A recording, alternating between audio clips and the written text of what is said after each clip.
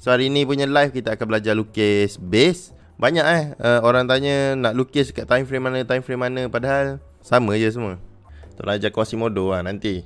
Habiskan dulu head and shoulder. Head and shoulder tu ada banyak rahsia. Ramai orang tak faham bila dia dah masuk dekat Quasimodo terus high low low tu, dia tak faham konsep HNS tu. Dia tak faham konsep impactful pattern yang ada dua bahu dengan satu kepala. Sebab Quasimodo ni dia beza dia engulf je. Maksudnya dia kaki dia terlebih sikit.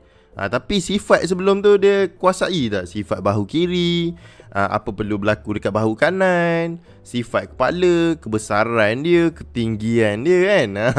Okay, kita kalau macam tu kita start daripada time frame besar let's go. So kita main monthly terus sebab saya nak bagi orang faham berkenaan base ni sama je mana-mana time frame pun. Okay, contoh kita start daripada kiri ni kiri paling monthly, tak boleh nak ke kiri dah. So ni adalah cara untuk korang buat back test. Kalau korang buat back test lepas belajar siri belajar buat HNS ke apa ke, inilah cara dia. Korang tarik scroll sampai tak boleh nak kiri dah. Cuma beza live ni, scroll yang saya boleh guna scroll ni je. Scroll crosshair ni saja. Tak ada yang macam lain-lain. Yang tu semua edit untuk mudahkan korang tengok mouse saya . Okay, so sekarang ni kita ambil satu petak. Saya nak korang tambah ilmu lah. At least kalau korang tak boleh buat duit dengan trading, korang ada ilmu untuk analisis market tu. Mana tahu one day korang akan guna. Sekarang tak nak guna lagi tak apalah, forex haram jadah kan, ikut korang tapi at least ada ilmu technical analysis tu. So one day bila korang ada banyak duit, korang nak masuk unit trust ke, korang nak masuk saham ke, maksudnya bila korang ada banyak duit, mesti korang kena letak something dekat bank. Bank mesti akan jual produk dekat korang. So at least korang ada ilmu analisis yang bila dia bagi data dekat korang, cik nak join tak kita punya ni fund ni apa semua jadah, bagus. Bagi saya data daripada data performance untuk portfolio ni. So korang boleh tengok portfolio macam mana. Tengok pula portfolio tengah merudum macam tu, korang pun cakap menarik nak masuk so merudum korang kena tengok dekat pricing mana dia merudum, adakah dia ada potensi untuk naik. Lepas tu kalau macam contoh saham yang tengah naik canak-canak tak pernah jatuh ni, cik masuk ni tak pernah jatuh InsyaAllah lah akan jatuh. Okay. Tu kalau orang yang faham technical analysis dah lah beli mahal, lepas tu jatuh pula, problem tu. So kena ada ilmu analisis ni. Korang start pagi korang macam tu lah ending korang. Kalau pagi korang dah cacah merba, korang punya end of the day pun akan cacah merba juga. So pagi korang dah mantap, hujung hari pun mesti mantap. Pagi dah start solat subuh dekat masjid, InsyaAllah lah sampai isyak boleh sembahyang masjid. Ni pagi-pagi dah hancur, macam mana nak kuasai keseluruhan hari tu. So orang yang jenis stay up apa semua sampai penat-penat, dia dah penat sepanjang hari hidup kan. Lepas tu dia dalam keadaan penat, dia cuba nak belajar. Macam mana korang nak masuk? Sebenarnya buat kerja dengan berfikir lagi penat. Berfikir ni penat dia. Kadang-kadang kalau korang fikir pun korang tak boleh fikir. Sebab apa? Otak korang tak ready. Otak korang perlukan rest.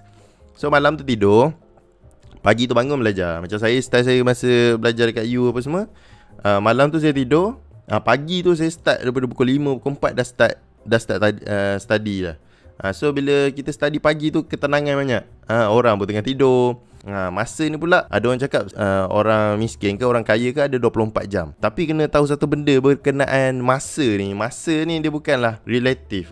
Kalau korang belajar pasal Einstein punya teori kan, setiap orang ada masa-masa yang berbeza, 24 jam yang sama, tapi keberkatan masa yang berlainan. Tapi saya belajar dengan Maulana, dia cerita pasal keberkatan masa. Dalam masa 24 jam, saya pun ada 24 jam, korang semua pun ada 24 jam. Tapi korang pernah experience tak di mana masa tu berlalu dengan sangat laju dan ada masa berlalu dengan sangat perlahan. So bila korang study pagi, walaupun korang study 1 jam pada waktu pagi, dia tidak sama dengan 1 jam pada waktu malam. Okay, so kalau korang nak dapat extra masa, walaupun ada 24 jam, korang study, practice pada waktu pagi. Korang nak trade pada waktu pagi. Korang nak study pada waktu pagi. Tak kisahlah korang ada dekat mana dalam pelosok dunia ni pun, startkan hari korang dengan waktu pagi. Waktu pagi ni korang buatlah benda yang paling susah, start pada waktu pagi. Sebab pagi tu keberkatan masa dia lain macam.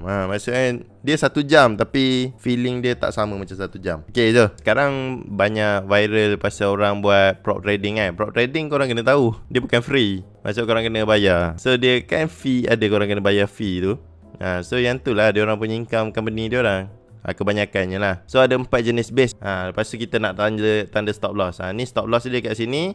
Lepas tu kalau dia punya stop loss dah dekat sini, dia punya risk reward dia mesti at least 1:1. Business macam ni, minimum dia 1:1. Kita perlu kenal lah 4 jenis base. Yang ni adalah drop base drop. Dia adalah supply zone. Supply zone adalah zone yang lebih tinggi daripada current price. So current price dia yang bila turun dekat sini, ni adalah current price dia lah. Merah dia merujuk pada apa color, apa jenis sifat candle sebelum candle base. Candle base yang warna biru ni. Biru ni adalah candle base. Biru merujuk kepada candle yang kita akan pilih sebagai base. Okay. So yang merah ni pula adalah candle sebelum candle base. Suatu hari nanti korang follow signal saya, signal siapa-siapa kan, korang berjaya lah. Contoh lah, ada yang lagi power Berdanzo kan, dia bagi signal tak pernah loss. Tapi dia kena tahu satu benda, orang yang bagi signal tak pernah loss tu, one day dia akan mati. Satu hari nanti nyawanya akan berakhir. Sama ada cepat atau lambat, nyawanya akan berakhir. Sama ada dia pergi dulu sebelum kita atau kita pergi dulu sebelum dia. Dan bila kita asyik follow dia, dan skill tu tak ramai orang ada. Skill untuk bagi signal yang mantap ni tak ramai orang ada. Saya pun kadang-kadang kena lipat juga. Tapi ada satu manusia ni bagi signal tak pernah kena SL, tak pernah lost floating pun tak pernah. Sampai level macam tu dia punya power. Korang pun follow signal dia sampai dah boleh beli kereta, boleh beli rumah apa semua. One day tiba-tiba dia dah stop bagi signal sebab dia dah mati ke apa ke. Masa tu korang dah beli rumah. Contoh, loan dah ikat 35 tahun. Setiap bulan dah kena ikat, kena bayar 3,500 ke 4,000 ke apa ke setiap bulan. Masa tu memang korang follow signal dia, income 40,000, 50,000, 80,000, 100,000. Boleh lah bayar. Lepas tu kereta pula 2-3 biji. Satu kereta dah 4,000, 5,000 sebulan. So dah ada 10,000 komitmen. Kereta pula ada 3-4 biji. Macam mana? Kalau korang follow signal dia pula dah mati. Kau nak cari kerja apa? Kerja pun tak ada pengalaman kerja sebab dia jadi full time signal follower. Lepas tu nak buat apa? Macam mana nak selesaikan masalah korang ni? Sebab one day korang akan jadi kaya kalau betul-betul korang jumpa signal provider yang betul. Macam mana? Masa tu baru nak belajar. Faham Saya tak payah explain further Boleh nampak apa akan terjadi bila korang follow signal. So jom kita sambung belajar. Okay, so ni adalah rally base rally ataupun demand zone. Nak pilih candle base tu memang kena pilih yang close dan open yang sama price level ke? Okay, body candle base dengan body candle yang selepasnya itu kena same price level ke? Open price mesti kena sama level. Open close memang selevel. Open close wajib selevel. Yang open close ni, open close dekat sini wajib selevel. Tapi ada keadaan dekat dalam chart kan, kalau kita tengok ada yang tak selevel, jom kita cari yang tak selevel. Contoh ni lah tak selevel dia terlebih lah. So macam mana nak tahu yang sebenar-benarnya? So ni tips saya belajar lah. Korang tukar kepada line chart. So bila korang tukar pada line chart, korang akan nampak dekat mana dia punya open and close price. Tulis dekat buku nota, line chart menceritakan berkenaan real price. Dekat line chart tak ada shadow-shadow ke apa ke, dia cerita pasal open dan close price. Maksudnya price yang memang betul-betul dah confirm tutup. So dekat sini maksudnya apa? Maksudnya dia lambat buka lah dekat candle ni. So dekat sini sebenarnya ada body. Dekat sini apa yang berlaku lah sebenarnya, kat sini ada body. Tapi sebab candle ni dia tak sempurna, selalunya close price ni dia betul, buka ni je dia jadi slow sikit disebabkan H4 server time kan tak silap. So selalunya dia mesti sama dengan close price. Selalu dia ikut close price lah. Tapi ada juga kadang-kadang open price jadi tercanak ke atas sebab hari Sabtu Ahad tu sebenarnya ada berlaku movement dalam market, ataupun dia terkejut ke apa ke kan. Mana dah tahu kan pelik-pelik berlaku dalam market. Market kan pelik. Macam ni terus hilang candle. Bila hilang candle ni, kalau kita tukar kepada line chart, nampak sebenarnya ada candle dekat sini. So candle sebenar selalu dia akan follow close price lah. So price close dekat sini, dekat sini ada gap. So gap ni jangan ingat kosong. Gap ni ada sesuatu, price je tak ada. So korang lukislah sendiri Okay. Drop base rally adalah demand zone. So color dia apa? Merah, merah, biru. Dia merujuk pada warna candle. Kita nak tengok warna je, senang je. So hari ni kita nak tahu dua benda je. Cara mengklarifikasikan base dengan lagi satu, cara tanda level set. Orang panggil set ni apa? Stop loss, entry, take profit. Tu orang panggil set and forget. Set and forget tu apa? Set and forget tu stop loss, entry, take profit, forget. Lupakan. Inilah benda yang kita nak belajar hari ni So nak mengklarifikasikan base ni adalah DBD, RBR. Ni pula adalah RBD. Ni pula adalah DBR. So ni adalah drop base drop ataupun supply zone. Ni pula adalah rally base rally ataupun demand zone. Ni pula adalah rally base drop ataupun supply zone. Ni pula adalah drop base rally demand zone. Cara nak klarifikasikan drop base drop adalah merah, biru, merah. RBR pula biru, merah, biru. RBD biru, biru, merah. Kalau DBR merah, merah, biru. Sangat-sangat senang. Sebab ilmu forex ni tak ada jauh pun. Bila korang dah belajar satu level kan, sampai saya dah rasa apa yang saya dah ajar dah mencukupi.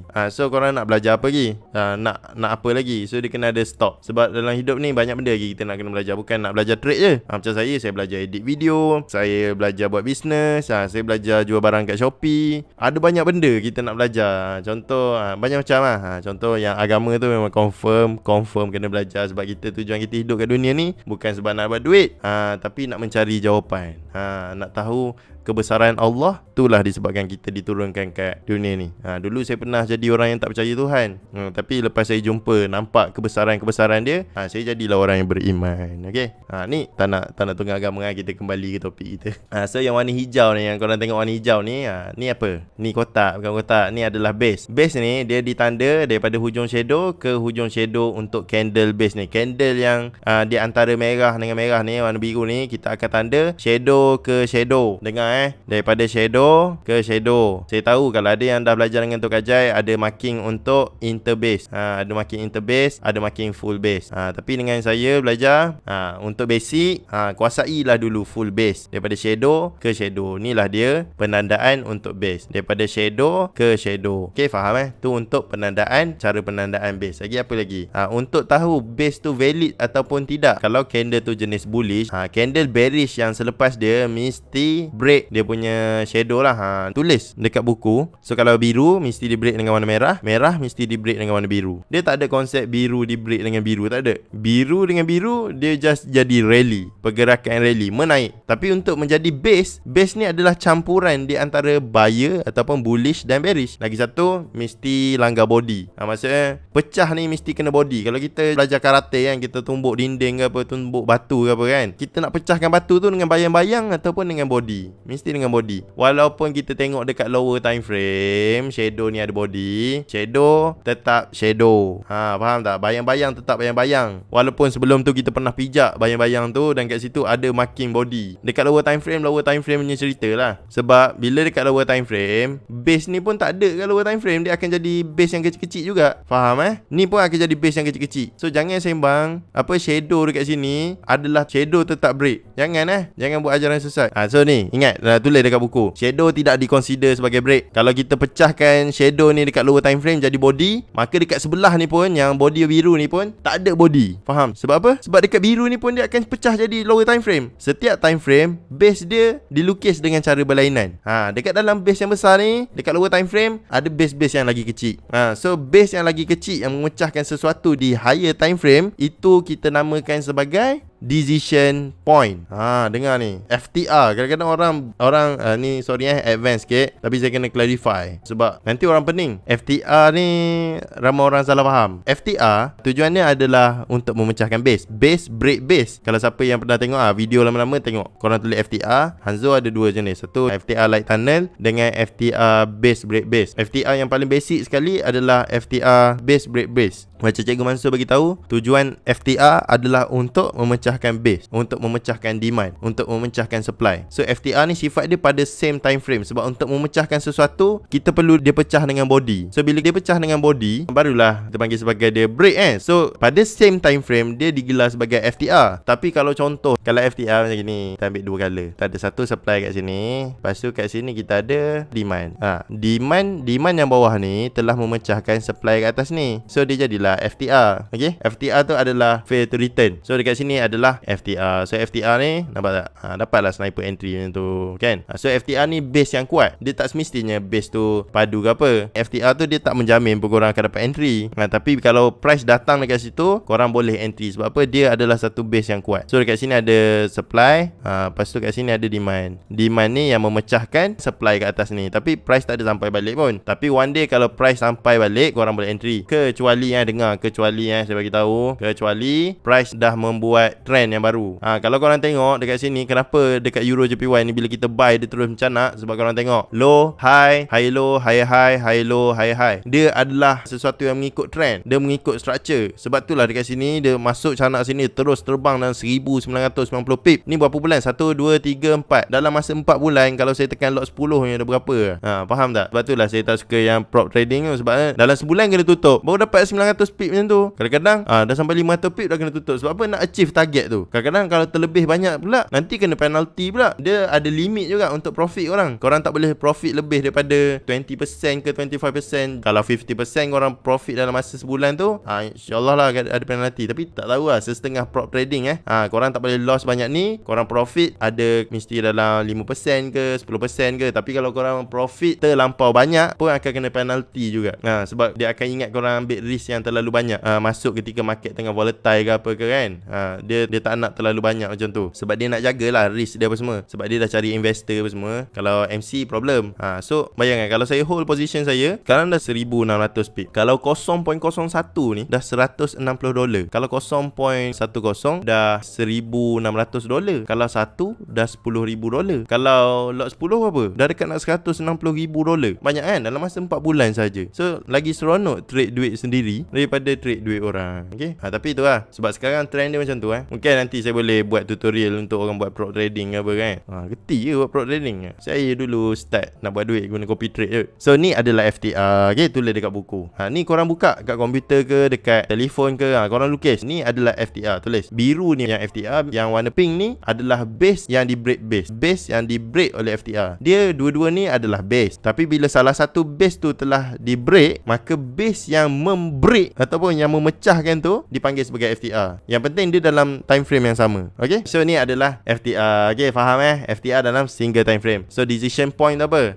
Contoh kita pergi kat daily, kita pergi balik dekat yang warna turquoise ni. Warna turquoise ni dekat monthly tadi. Ni kan, kalau kita tengok kat weekly, weekly ke monthly, weekly tak ada. Kita mesti kena cari base dekat dalam ni. Okay, base dekat dalam candle ni. Dia berada dekat area-area sini. Area-area yang tempat terakhir ni. Okay, so kita tengok kat daily. Okay, so kat daily kita jumpa satu base. Ni adalah base yang memecahkan base pada higher time frame. Base time frame kecil yang memecahkan base pada time frame besar. Itu adalah decision point. Tulis dekat buku, decision point adalah base pada lower time frame yang memecahkan base pada higher time frame. Okay nampak tak? Base ni dekat daily. Okay, so dekat sini ni adalah base dia. Tapi dia memecahkan dekat sini. Nampak? Dia memecahkan base yang monthly ni. Base monthly ni telah dipecahkan oleh base di daily ni.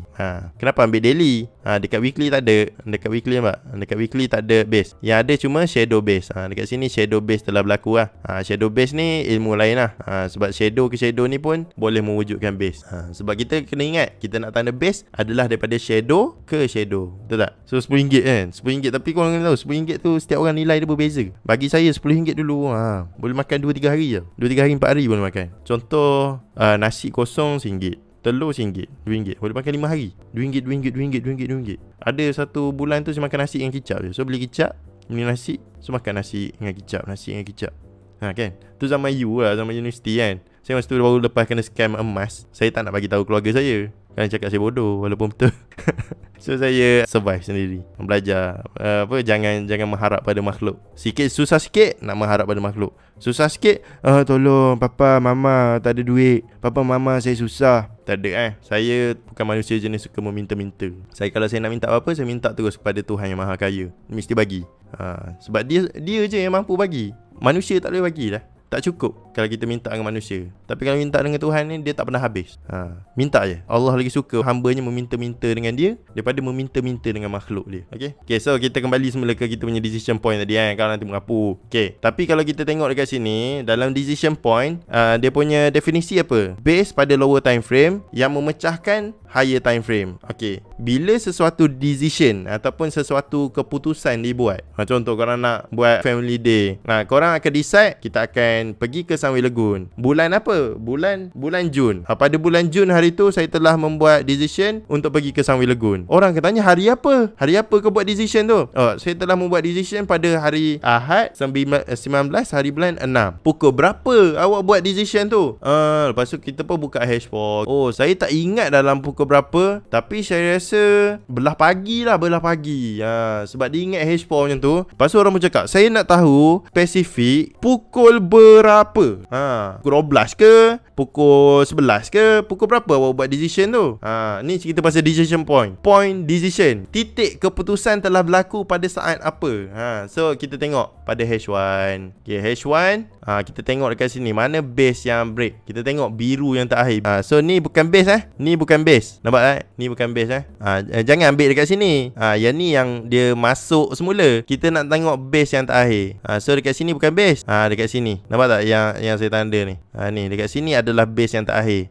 Pada decision dekat H1. So ni adalah H1 decision. Okay. So H1 decision telah berlaku dekat sini. Kita tengok. Tak dapat lagi. Maksudnya kita kena go lower time frame. Okay, sekarang ni awak dah tahu decision yang awak buat adalah pada pukul 9 pagi. 9 pagi berapa minit? 9.30 ke? 9 suku ke? So dia pun cari lagi. So kita zoom kat sini tengok. Okay, decision telah berlaku dekat mana? Okay, dekat sini. Nampak tak? Ni adalah base yang terakhir. Ni M30 lah. M30. Dalam 30 minit sebelum ke selepas ke? Saya nak tahu dalam suku 15 ke 30 ke 45 ke? So korang lagi kecil, korang akan dapat lah jawapannya. Okay, korang akan dapat jawapannya. Okay, dapat lah. Nanti korang akan dapat sniper point. Itulah yang berlaku dalam decision point. So boleh beza. Saya pun tak tahu kenapa saya sembang pasal benda ni. Saya tahu. Saya ingat. Sebab kita nak cerita pasal shadow ni. Kita kena tahu kalau kita tengok dekat dekat base ni. Kalau contoh kita buat H1. Ni base ni.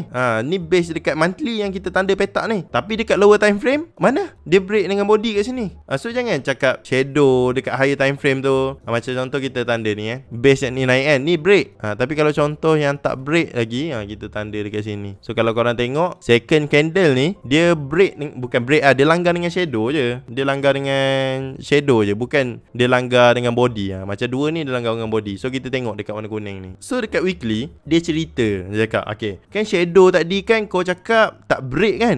Dekat sini bukan ke dia break? Kita tanya dia balik, mana biru kau seketul tadi? Kau tanda base macam mana? Macam ni ke macam ni? Mana satu? Dia pun pening. Sebab tu saya cakap ke? Sorry lah kalau macam saya berlainan pendapat tapi janganlah marah saya. Saya belajar mahal. Saya belajar dengan anak murid pada Sam Seddon orang yang cerita pasal order block ni. So saya tahu detail gila berkenaan base ni. Tak ada detail gila, tak ada nak cakap saya punya ilmu tinggi ke apa. Saya nak cakap ilmu saya basic. Tapi basic tu kena betul lah, barulah orang tak keliru. Nanti nak explain FTR jadi lain. So shadow tidak diconsider sebagai break. Itulah nak ceritanya. So stop loss, entry, TP kat mana? Okay, so stop loss dekat sini atas. So SL kat sini, entry dekat shadow, TP at least 1:1 daripada stop loss. Kalau stop loss 100 pip, TP minimum 100 pip. Kalau contoh korang scalping, saya ambil 10 pip je. Kita scalping ambil 10 pip, ambil sikit cabut lah. Okay, tak apa, boleh scalping. Berapa tinggi kau punya floating, berapa tinggi kau punya stop loss. Kalau stop loss kau 100 pip, TP kau 10 pip, bangang lah mana. Sorry lah kalau ayat kasar, tapi ada orang ajar benda ni merosakkan korang. Korang kena tahu satu benda saya cerita ni saya expose sikit. Hanzo pun buat affiliate. Kenapa ramai orang ajar budak-budak baru ni scalping? Seronok scalping, hari-hari makan 5 pip. Bukan ke kalau sikit-sikit lama-lama jadi bukit? Dia nampak logik, nampak menarik, nampak sedap. Tapi realiti dia banyak loss ke banyak profit. So bila dia scalping, open close. Siapa yang ada buat affiliate ataupun buat IB dia tahu. Macam saya buat affiliate ni untuk cari sponsor. Maksudnya bila ramai orang join, saya boleh bagi tahu kat sponsor, bagilah hadiah kat dia orang. Bagi orang yang buat affiliate, dia orang punya commission bukan daripada deposit orang ke, dia bukan daripada orang lost duit. IB dapat duit, bukan. IB dapat duit daripada orang close dan open dan close position. So 0.01 mungkinlah IB dapat commission 1 sen ke kan. Tapi kenapa IB boleh jadi kaya? Ni saya cerita. Open close. Hari ni kita scalp daripada pagi sampai malam. Korang tekan 0.01 dah dekat nak 100 kali. Kat situ dah satu lot dah dapat dalam $8 ke $5 macam tu kot. So $8 $5 macam tu, daripada berapa ribu orang tu. So kita sambung. So kita dah tahu cara nak klarifikasikan base, kita dah tahu cara nak tanda stop loss, entry, take profit. So stop loss korang boleh letak dekat hujung shadow bawah untuk demand ni. Sama ada korang nak letak kat base, tapi kalau macam shadow yang sebelah ni tiba-tiba tinggi ke apa ke, korang boleh letak juga dekat belah tinggi tu untuk ruang untuk bernafas lah. Tapi kalau korang memang konsisten, disiplin punya orang, boleh lah letak situ. Kena stop loss, jangan menangis. Okay? Tapi itulah, kalau ikut konsep masa saya belajar order block, dia dekat atas daripada shadow base. Tapi ikut pengalaman saya, nak selamat sikit bukan selamat betul, boleh je dia tembus. Tapi nak selamat sikit, kita letak dekat antara dua candle ni, kita letak dekat hujung shadow yang paling rendah ataupun yang paling tinggi. Okay, so entry dia, kita entry dekat shadow dekat sini, tempat break ni, point of break. Dekat mana base break, dekat situlah akan berlaku decision point. Dia bukanlah selalunya lah, kebanyakan decision point akan berlaku dekat area situ. Macam kita tanda dekat monthly, tengok sering kali yang terjadinya tempat decision point adalah dekat sini, dekat point of break ni. Tapi ada je yang dekat tengah-tengah ni. Tapi macam kalau orang tu pemalas, macam saya ni pemalas, saya akan masuk je price, saya masuk je terus. Malas nak tunggu dia naik sini. Floating tak apa bagi saya, jangan tertinggal entry. Lagipun saya dah tahu dia nak pergi mana, cuma tak tahu dia nak retrace banyak mana. So lantak masuk dulu, kan nanti buat saya terlupa ke apa ke, susah. Okay, tapi decision point selalu berlaku dekat area ni. Disebabkan itulah kita akan entry dekat sini. Tapi kadang-kadang kalau korang rajin, bolehlah nak cari decision point apa semua tu. So entry dekat sini, stop loss dekat sini. Dan kita punya TP adalah satu kali ganda minimum daripada kita punya SL ni. So inilah cara untuk tanda level set. Set and forget tu, asal dia adalah stop loss, entry, trade for free, forget. So jom kita start marking lah. Okay, kita start daripada Januari 7 hari bulan 1 2020. Kita akan start daripada sini. So kita cukup kita tanda satu macam ni. Ada lagi satu benda kita lupa, cara entry. Kita sambung topik untuk cara entry nanti live nanti. So sekarang kita belajar makin base dulu lah. Sebab kita kan ada dua jenis entry. Satu base break entry, base break return entry. Okay, so kita belajar tanda makin base je lah. Okay, so untuk supply kita tanda pink, untuk demand kita tanda warna biru, boleh? Okay, so ni adalah base supply yang pecah dengan satu candle. Ni pula adalah base supply juga yang pecah dengan satu candle. Ni pun juga adalah base supply yang pecah dengan satu candle. Tapi semua tak ada entry. Ada entry sebenarnya, dia kena guna base break entry. So dekat sini tak ada yang break. Biru ni tak ada kena break dengan merah. Biru ni tak ada break kena merah. Biru ni tak ada. Tapi merah ni ada kena break dengan biru. So kita ambil warna biru satu untuk tandakan dia sebagai base demand. So kalau korang tanda ujung lagi, dah loss. Kalau base break entry pun loss juga. Tapi nanti kita kira kita punya loss nantilah waktu live lagi satu. Lepas tu kat sini apa pula? Merah, biru, merah. Macam ni nak praktis korang nak baca, bagi korang nampak base. Okay, so dekat sini sama juga, merah, biru, merah. Lepas tu kat sini apa? Merah, biru, merah. Dekat sini merah, biru terus. Dia jadi demand. So start sini korang nampak, ni bukan yang Hanzo cerita pasal FTR tadi ke? Boleh nampak lah, rally base rally.